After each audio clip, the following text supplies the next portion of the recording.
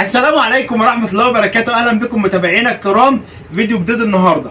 وبقول لك ايه بقى، انت دلوقتي بتفكر خلاص احنا دخلنا الدراسة وكل شغل الاطفال بتوعنا على الواتساب والكلام من ده، هو بيبعت لك شتات PDF وان انت تطبعها، وطبعا تكلفة الطباعة بره مكلفة جدا، وان انت تشتري طبعة جديدة برضو الموضوع مكلف جدا. في الفيديو ده بقى هعرفك يا سيدي ازاي وانت رايح تشتري طبعة استيراد بسعر كويس ما يندحكش عليك، وتبص على الطبعه وتركز على ايه في الطبعه، وتشوف الطبعه اذا كانت كويسه ولا لا، او شغل مصري او شغل استيراد، ولا التاجر اللي هيبيعها لك ديت هيكون ظروف الطبعه معانا ايه. ان شاء الله في الفيديو ده هنركز على شويه نقط مهمه جدا.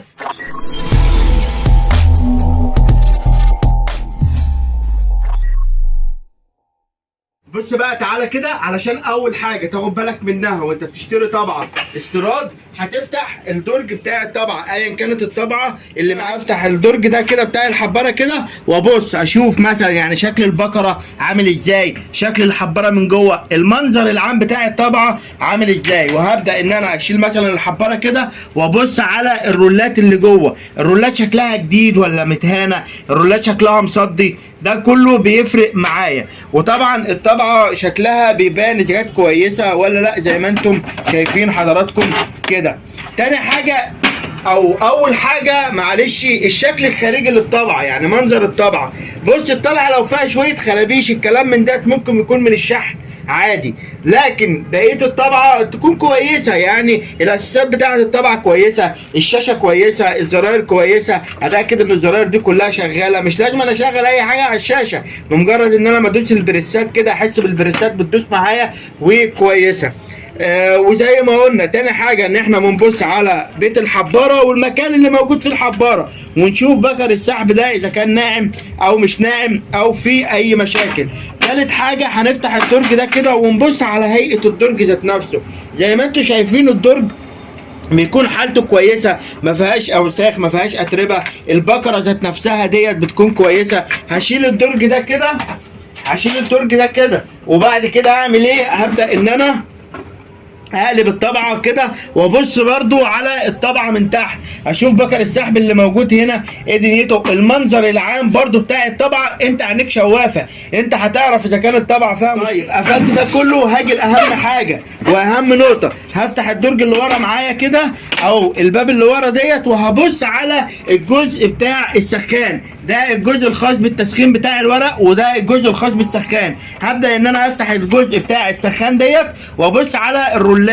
زي ما انتم شايفين كده الرولات ما يكونش فيها تجاريح، ما يكونش فيها خرابيش، ما يكونش فيها مكان الضوافر ديت ما يكونش معلم معايا، اعرف ان كده ان الطبعه ديت كويسه وحالتها كويسه. زي ما انتم شايفين حضراتكم المنظر العام بتاع السخان، الشكل العام بتاع السخان شكله عامل ازاي، كويس معايا ولا مش كويس معايا، يعني بيلمع ولا مش بيلمع، من الاخر شكله نضيف ولا مش شكله نضيف، الكلام ده كله. لو فيها دوبلكس زي ده بشد برده درج الدوبلكس. هبص على الطبعه تاني، هبص على الطبعه من تحت تاني. شايفين يا جماعه الطبعه بتكون كويسه جدا، اكنها لسه طالعه من المصنع، اكنها لسه طالعه من المصنع، ما فيهاش اي حاجه، ما فيهاش نقطه ذره تراب حتى مش موجوده فيها.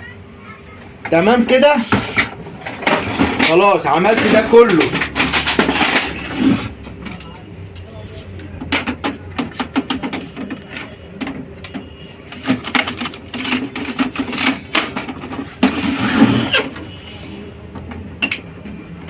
خلاص كده عملت ده كله وبدأت ان انا خلاص اطمنت على الطبعة.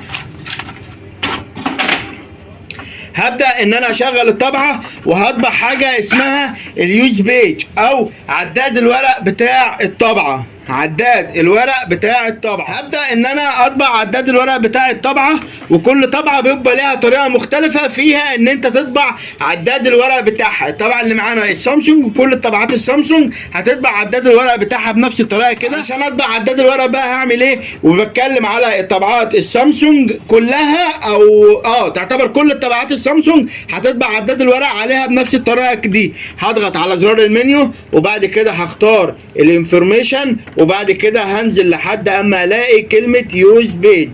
لحد اما الاقي كلمه يوز كاونتر او يوز بيج اهوت، هضغط عليها اوكي، وبعد كده اوكي مره تانية يبدا يعمل لي برينتنج وتطلع معايا الورقه زي ما انت حضراتكم شايفين كده. هبدا بقى ان انا ابص على عداد الورق. العداد الطبعه اللي معايا ديت معايا عامله كام؟ عامله 16865 ورقه. 16865 طبعا كده. دي مهلوكه؟ لا مش مهلوكه. ليه يا باشمهندس؟ 16800 ورقه ده كتير قوي. اقول لك لا حضرتك، الطبعه ديت دوره الطباعه الشهريه بتاعتها بتوصل لحد 100000 ورقه في الشهر. توصل لحد 100000 ورقه في الشهر، والطبعه بتشتغل وما فيهاش اي مشكله خالص. الحباره بتاعت الطبعه دي ذات نفسها بتطبع معاك لحد ما يقارب ال 10000 ورقه في الملوه الواحده. ولا اي حاجه. 16000 يعني تعتبر غيرت حباره مره، فهي تعتبر كده مش شغاله. انا مش بتكلم على طبيعتها او اللي انا شغال عليها، انا بعرفك علشان وانت رايح تشتري طبعه تبقى عارف انت رايح تشتري ايه وهتعمل ايه يا رب الفيديو يكون عجبكم. لو عجبكم الفيديو او في اي سؤال عايز تسال عليه ما تنساش تكتبه لي في التعليقات تحت، وما تنساش بقى لايكك الجميل وتشير الفيديو في كل مكان.